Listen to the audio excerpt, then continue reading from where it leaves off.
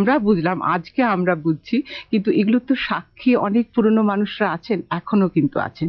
আমি তাদের মধ্যে সত্যজিৎ রায়ের পত্নী বিজয়া রায়ের কাছে গেছিলাম, মানে ঋতুদি যার বিশেষ স্নেহধন্যা। তো একটু সেই বিজয়া রায় ঋতুদির গান সম্পর্কে কি বলেছিলেন এই ফাঁকে আমরা একটু শুনে নিই।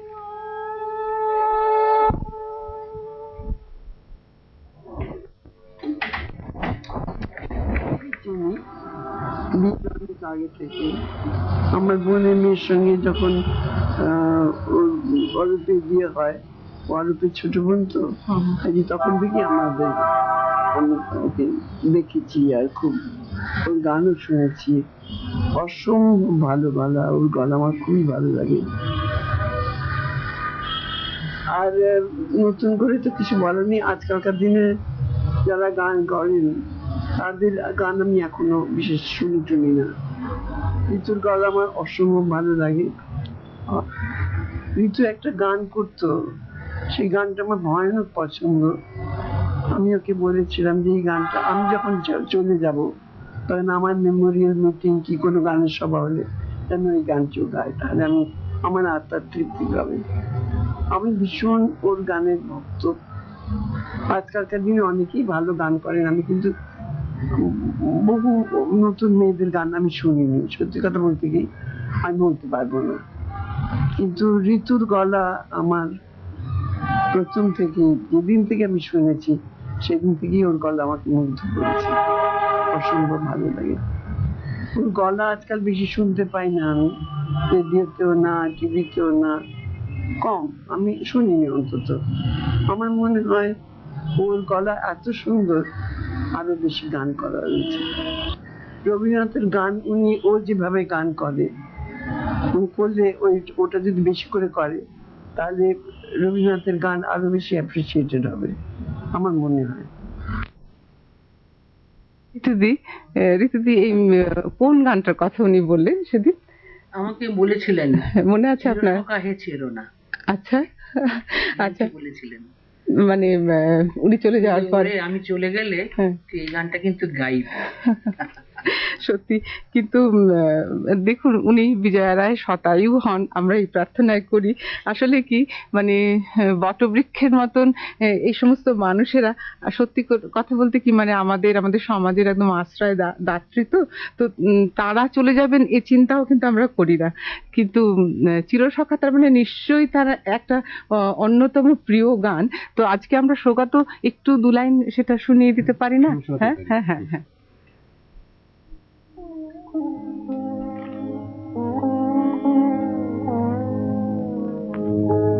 চিরসখা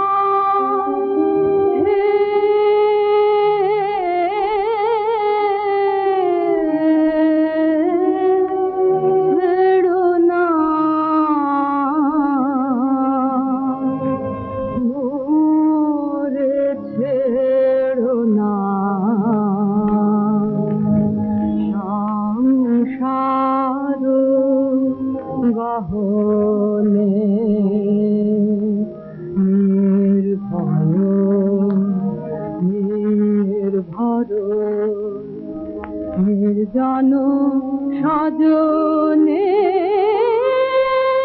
সঙ্গে রহো,